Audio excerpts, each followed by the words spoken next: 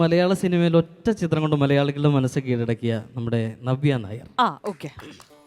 ഒരു പാൽമുഖം ഈ പൊട്ടമനസ്സിൽ തോന്നിയപ്പോൾ ഞാൻ കൂടി ഇങ്ങോട്ടാ വന്നത്.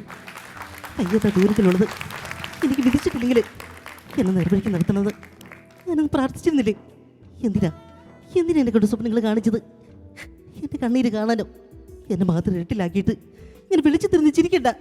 എനിക്ക് കാണണ്ടേ മുഖം? എനിക്ക് കാണണ്ട. Thank you.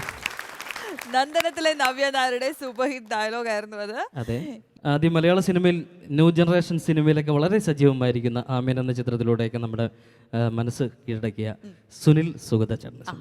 സുനിൽ സുഗത മാമച്ചാ, ആ കാണുന്നതാണ് നമ്മുടെ ഇടവപ്പള്ളി. ഇട ദിവസങ്ങളിൽ ഒരു കുർബാനയും ഞായറാഴ്ച മറ്റ് വിശേഷപ്പെട്ട ദിവസങ്ങളിൽ 2 കുർബാനയും. അതാ പതിവ്. നിന്നെ പള്ളിമറ്റത്ത് നിർത്തിക്കിടക്കാന്ന് നിന്റെ അമ്മയ്ക്ക് കൊടുത്ത ബാക്ക. മാമോദിച്ചക്ക് ശേഷം പള്ളി കാണാത്തവന് അടക്ക് മാറ്റി വെക്കാൻ പറയുന്നേ. അല്ല പിന്നെ. സുനിൽ സുഗത പെർഫെക്റ്റ് ആയിരുന്നു.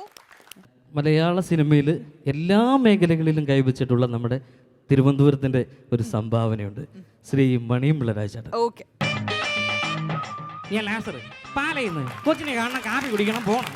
1990 കോട്ടയം സെർമീസ് പുള്ളി വെച്ച് നിന്റെ കാര്യത്തിൽ താരി കെട്ടി എന്നെ ഞാനില്ല എടുത്തു.